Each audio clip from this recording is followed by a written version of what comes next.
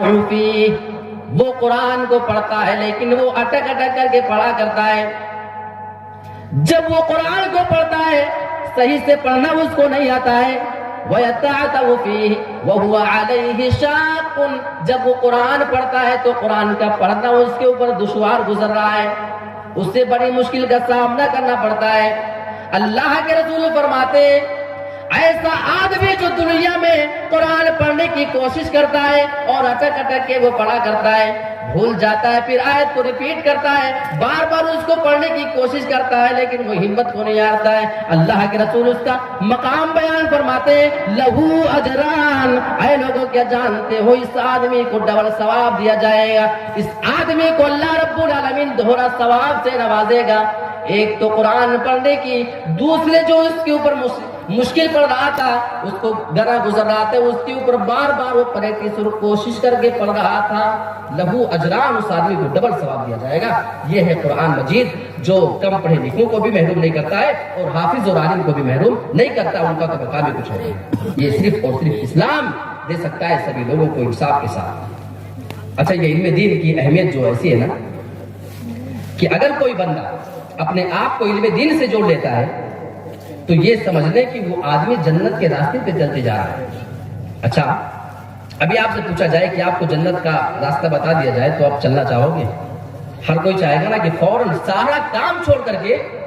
پھر چاہے آپ کسی کو 1 کروڑ روپے کا پیشکش کر دیں کہ کروڑ لے لو رک جاؤ, تو نہیں رکنے والا ہو. رکیں گے؟ نہیں رکیں گے. ہم تو نہیں رکیں گے, نہ آپ رکیں گے. دنیا کی ساری دولت جنت کے سامنے بیکار ہے, اور ہو کیوں نہ, کیونکہ اللہ کے رسول کی وہ حدیث, آپ صحیح مسلم کی حدیث دیکھ لیں, حدیث قدسی ہے جس میں اللہ رب العالمین ارشاد فرماتا اسی جنت کے بارے میں, اعددت لعباد الصالحین, میں نے اپنے نیک بند کی, وہ دنیا سے تو جا چکا ہے, ہماری اور آپ کی نظروں سے وہ مر چکا ہے, وہ قبر کے اندر لیٹا ہوا ہے, لیکن دنیا میں کچھ کام ایسے کیے تھے کہ اس کو ثواب ابھی تک مل رہا ہے. اللہ سے ہم دعا کرتے ہیں اے اللہ تو ہم تمام مسلمانوں کو ایسے اعمال کی ضرور کوشش کرنے کی توفیق عطا فرما کہ ہم مر چکے ہوں, ہمیں سارے لوگ بھلا چکے ہوں, جہاں پہ ہمارے بھائی بہن بھی ہمارے کام نہ آ سکے, ہمارے بیوی بچے ہمارے لیے دعائیں نہ کریں اور دنیا داری میں پڑ جائیں, ہمیں اور آپ کو کبھی وہ یاد نہ رکھ سکے, لیکن اللہ تو ہمیں بھی ان 3 کاموں کی توفیق دے دے کہ جن کی وجہ سے, جن کاموں کی وجہ سے ہمارے لیے مرنے کے بعد بھی ثواب ملتا رہے. وہ 3 اعمال کو دیکھو. اے مسلمانوں, اپنے قبر کی زندگی کو روشن کرنے کی کوشش کرو, اپنی تابناک آخرت کو تم روشن کرنے کی کوشش کیوں نہیں کرتے ہو؟ اللہ کے رسول بیان فرماتے الا من ثلاثۃ الا من صدقۃ جاریۃ, اگر کوئی آدمی صدقہ جاریہ کر کے چلا جاتا ہے, کوئی عام کام کر کے چلے جائیں, اگر آپ کوئی مسجد میں تعاون کر کے چلے جاتے ہیں, جب تک آپ کے پیسے کا استعمال اس میں ہو رہا ہے یا آپ کے دیے ہوئے پیسے کا اس میں استعمال ہوا ہے, لوگ نماز پڑھیں گے. اللہ کے رسول فرماتے ہیں وہ آپ کا صدقہ جاریہ ہے. آپ نے کہیں ٹیوب ویل بنوا دیا ہے, کہیں کوئی مدرسہ چلا دیا ہے, ایسا کوئی کام کر کے چلے جائیں, آپ کے مرنے کے بعد بھی آپ کو اس کا ثواب پہنچتا رہے گا. اور دوسری چیز او علم ينتفع به, اگر آپ کوئی علم چھوڑ کر کے چلے جاتے اور اس علم کی وجہ سے لوگ فائدہ اٹھاتے رہتے ہیں, آپ کتاب لکھ دیں, آج کل یوٹیوب کا زمانہ, آپ کی کوئی اسپیچ ہے, کوئی تقریر ہے, جب تک لوگ سن کر کے اس سے فائدہ اٹھائیں گے انشاءاللہ اس کا ثواب آپ کو ملتا رہے گا. اور میں اپنے میڈیا والوں سے بھی یہ بات کہنا چاہوں گا, اگر ثواب کی نیت سے اس کام کو آپ کرتے ہیں کہ دین ہمارے ذریعے پہنچے گا,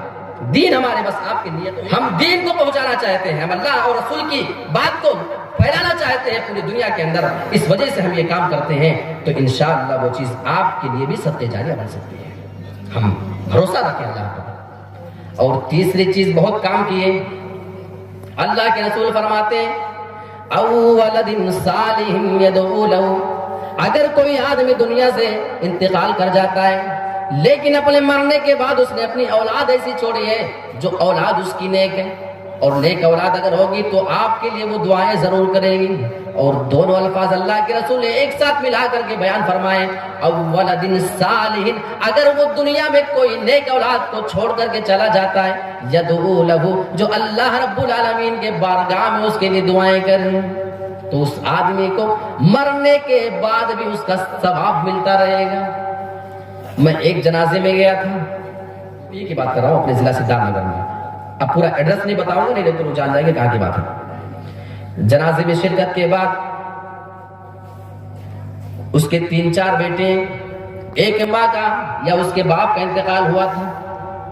ہم لوگ مٹی دینے کے بعد تھوڑی دور ہی آئے تھے، ابھی 100-200 میٹر ہی آئے تھے، آدھا کلومیٹر کا فاصلہ بھی ہم نے طے نہیں کیا تھا، ہاتھ وغیرہ وہیں دھلنے کے بعد واپس آنے لگے، وہیں پہ رک کر کے تھوڑی سی بات ہونے لگے، اور میں نے اس کے ایک بیٹے کو دیکھا، وہ ماں جو دفن ہو چکی ہے، ابھی 20 سے 25 منٹ کا وقفہ گزرا تھا۔ اللہ کے رسول فرما رہے ہیں جب انسان مر جاتا ہے تو منکر نکیر اس انسان کو قبر کے اندر بٹھا کر کے سوال و جواب کر رہے ہوتے ہیں، اس کی ثابت قدمی کے لیے ہمیں دعا کرنا چاہیے۔ غیر تو غیر ہم اور آپ اپنی اولادوں کو ایسا چھوڑ کر کے جا رہے ہیں، آنکھوں سے دیکھا تھا، اللہ کی قسم مجھے یہی حدیث وہاں پہ یاد آئی، اول دن صالح یدعو لہ، اگر کوئی نیک اولاد کو چھوڑ کر کے چلا جاتا ہے تو اس کی اولاد اگر اس کے لیے دعائیں کرے گی اللہ رب العالمین سے، اگر اپنے والدین کے حق میں وہ دعائیں کریں گی تو اللہ اس کے لیے آسانی پیدا فرمائے گا، اس کا ثواب اس آدمی کو پہنچتا رہے گا۔ لیکن یہاں پہ منظر کچھ اور تھا، میں نے اس آدمی کو دیکھا جو بالکل نوجوان ہے، ہٹا کٹا ہے، اس کی بوڑھی ماں کا انتقال ہو چکا تھا۔ ہم لوگ کھڑے یوں ہی باتیں کر رہے تھے، اور تھوڑی ہی دیر میں سب سے پہلے وہ آدمی جانتے ہیں کیا باتیں کرنے لگا، کھیتوں کی فصل دیکھو، وہاں کی فصل ذرا اچھی آئی ہے اور یہاں کی فصل خراب دکھ رہی ہے، وہ کھیتوں کی بات کر رہا ہے، کیونکہ اس کے والدہ نے، اس کے والد نے اس کو دنیا داری تو سکھا دیا تھا لیکن دین کی کوئی تعلیم ہی نہیں دیا تھا، اسے بتایا ہی نہیں کہ دینی چیز کیا ہوتی ہے، دینی میرے پیارے ساتھیوں۔ اور اتنا ہی نہیں، آگے کا جو منظر تھا میرا روکٹا کھڑا ہو جاتا ہے، اللہ کے رسول جناب محمد رسول اللہ کی یہ حدیث مجھے وہی پہ یاد آئی۔ وہ آدمی اپنی جیب سے سگریٹ کی ایک ڈبی نکالتا ہے،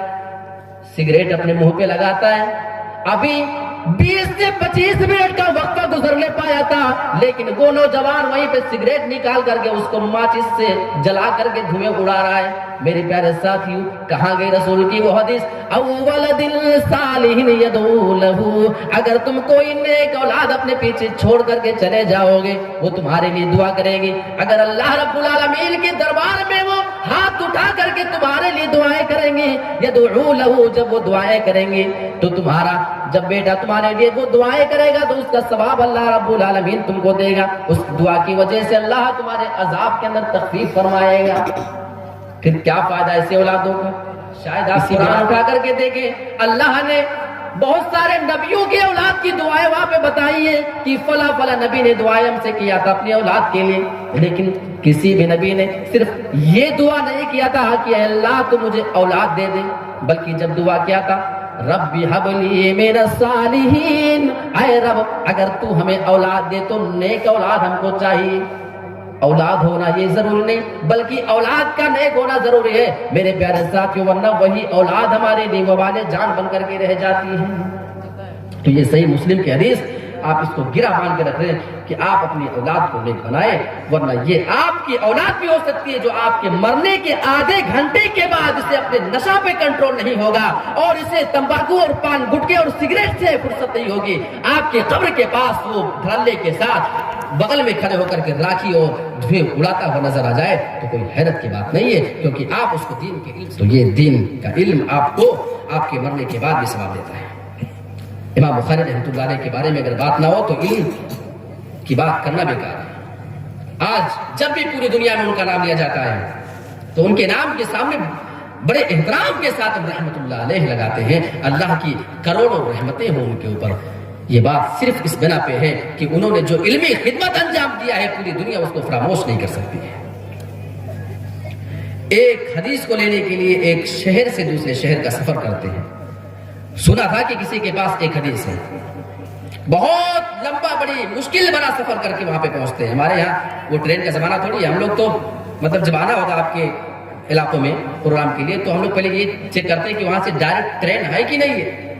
اگر ڈائریکٹ ٹرین نہ ہو تو بھائی شیخ دیکھیے ذرا سا کون سا اسٹیشن آپ کے یہاں سے نزدیک ہے اور کیسے آنا پڑے گا، کیا ترتیب بننی چاہیے۔ ہم لوگ پریشان ہو کے اے سی کا سفر ہے، ٹرینوں میں بیٹھ کر کے بالکل سکون کے ساتھ، اور اسٹیشن پہ پہنچو تو یہاں سے ایک حدیث کو سننے کے لیے بڑی مشقت کا سفر کر کے اپنے ذاتی پیسے کو خرچ کر کے وہاں تک پہنچتے ہیں۔ ایک حدیث لے رہا تھا، رسول کی حدیث سے محبت تو ذرا دیکھو۔ اچھا پہنچے، بتایا گیا کہ وہ آدمی فلاں ہے جس سے آپ حدیث سننے آئے ہیں، اور آپ نے دیکھا کہ وہ آدمی اپنے گھوڑے کو بلا رہا ہے، لیکن وہ گھوڑا بدک بدک کر کے بھاگ رہا ہے، وہ آنے کو تیار نہیں ہے۔ اچانک امام بخاری رحمۃ اللہ علیہ کی نظر اس آدمی کے اوپر پڑتی ہے۔ وہ آدمی اپنے دامن کو اٹھا کر کے اپنے گھوڑے کو بلانے لگا۔ وہ اپنے دامن کو ایسے اٹھا کر کے اس کو بلا رہا تھا اور آواز دے رہا تھا، آنے کی آواز اس کو دے رہا ہے۔ گھوڑا جب پلٹ کر کے دیکھتا ہے اور وہ اپنے دامن کو اٹھا کر کے ایسے سمیٹے ہوئے تھا، تو گھوڑے کو ایسا اندازہ ہوتا ہے کہ شاید میرا مالک اپنے دامن میں چارہ رکھا ہے اور چارہ ہم کو کھلانے کے لیے بلانے کی کوشش کر رہا ہے۔ اپنے مالک کے پاس آیا، اب اس کا مالک دامن اپنا نیچے کیا، اس میں کچھ تھا تو نہیں، خالی گھوڑے کو بلا رہا تھا۔ آپ لوگ بھی ایسا کرتے ہیں بکری وغیرہ بلانے کے لیے، ہے نہیں؟ اور اس کا نکیل پکڑا اور لے کر کے واپس آتا ہے۔ امام بخاری یہ منظر دیکھ رہے اپنی آنکھوں سے۔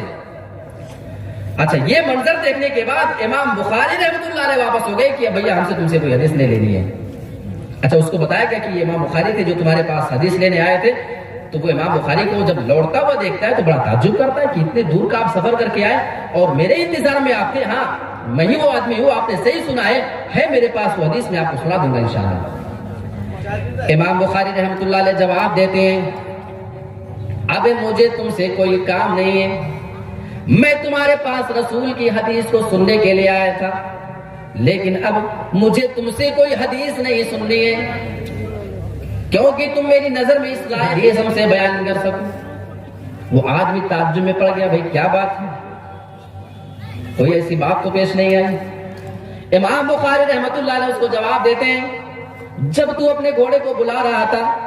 تو اپنے دامن کو تو جھوٹ کا پھیلا کر کے اس کو بلانے کی کوشش کر رہا تھا، تیرے دامن میں کوئی چارہ نہیں تھا، لیکن تو گھوڑے کو دھوکہ دے رہا تھا۔ وہ آدمی ہنسنے لگا، آپ تو جانتے ہی ہیں جانور ہوتے ہی ایسے ہیں، جب تک انہیں اس انداز میں نہ بلایا جائے وہ آتے ہی نہیں۔ بدک بدک کر کے بھاگ رہا تھا، بلانے کا میرا یہی اس کو طریقہ ہے۔ امام بخاری رحمۃ اللہ علیہ جواب دیتے کہ اب میرا تمہارے اوپر سے بھروسہ اٹھ چکا ہے، کیونکہ تم نے اپنے گھوڑے کو دھوکہ دیا ہے۔ یہ آدمی کہتا ہے کہ میرے پاس وہ حدیث ہے، میں اس معاملے میں جھوٹ نہیں بول رہا ہوں۔ امام بخاری کہتے ہیں جو آدمی اس بے زبان جانور کو دھوکہ دے سکتا ہے، اب مجھے رسول کی حدیث لگا ہے کہ تم رسول کی حدیث کے نام پہ کہیں مجھے بھی دھوکہ نہ دے دو، مجھے تم سے کوئی حدیث نہیں سننی، آپ وہاں سے واپس آ جاتے ہیں۔ یہ امام بخاری، یہی امام بخاری رحمۃ اللہ علیہ ایک بار کشتی سے سمندر کا سفر کر رہے تھے،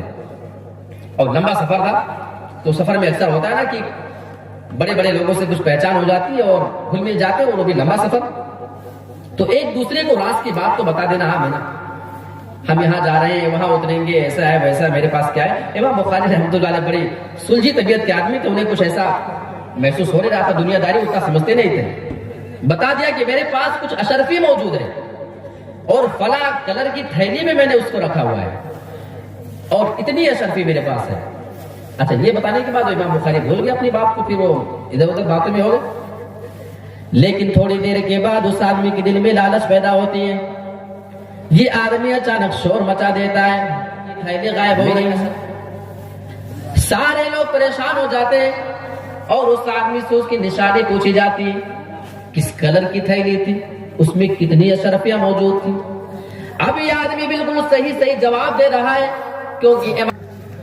سارے لوگ پریشان ہو کر بیٹھ گئے، بھائی تمہاری اشرفی کا کچھ پتا نہیں ہے، اب تم اپنا سمجھ لو، کسی کے پاس ملتی تو ہم لا کر کے دے سکتے تھے۔ اچھا جب سارے لوگ بیٹھے تو یہ آدمی بھی چپکے سے کچھ دیر کے بعد امام بخاری کے پاس آتا ہے اور کہہ رہا ہے تم تو ہم سے بتا رہے تھے کہ تمہارے پاس اشرفی ہے، اور جب تلاشی تمہاری بھی لی گئی تو تمہارے پاس کوئی اشرفی نہ نکلی، معاملہ کیا ہے؟ امام بخاری رحمت اللہ علیہ جواب دیتے ہیں جب تم نے شور بچایا تھا اور تمہاری نیت خراب ہو چکی تھی اور تم نشانے بالکل صحیح بتا رہے تھے، ڈر لگا، اور اگر تمہاری تھوڑی سی نادانی کی وجہ سے آج وہ الزام اگر میرے اوپر لگ جائے، اور اگر مجھے آج مجرم قرار پایا جاتا، اگر وہ اشرفی میرے اوپر میرے پاس مل جاتی، میرے تھیلے کے اندر مل جاتی، تو تم چونکہ وہ ساری نشانی بتا ہی چکے تھے جو میں نے تم کو بتا دیا تھا، اگر وہ اشرفی آج میرے پاس سے نکل جاتی تو لوگ مجھے چور سمجھ بیٹھتے۔ میں نے پوری زندگی میں حدیث کے لیے اتنی ساری جو کوشش کر کے رکھی ہے، میں نے اتنا جو اپنا نام کمایا ہے، میرے نام کے اوپر لوگ بھروسہ کیا کرتے ہیں، پھر لوگوں میں چور کے نام سے مشہور ہو جاتا، اور جب یہ الزام میری زندگی پہ میرے دامن پہ لگ جاتا تو پھر رسول کی حدیث کے معاملے میں میرے اوپر کوئی بھروسہ نہیں کرتا۔ اس بنا پہ میں نے جلدی سے اٹھ کر، جیسے تم نے وہ شور مچایا تھا، اس تھیلے کو لے کر میں نے سمندر میں ڈال دیا تھا۔ حیران ہو گیا ہے، سمندر میں پوری اشرفی بیچ دیا، کیونکہ ان کے نزدیک مال قیمتی نہیں تھا، اپنی شہرت، اپنی عزت اور حدیث کے معاملے میں ان کا جو مقام تھا، جو انہوں نے کئی سال سے کمایا ہوا تھا، یہ گنوانا ان کو دوبارہ نہیں تھا۔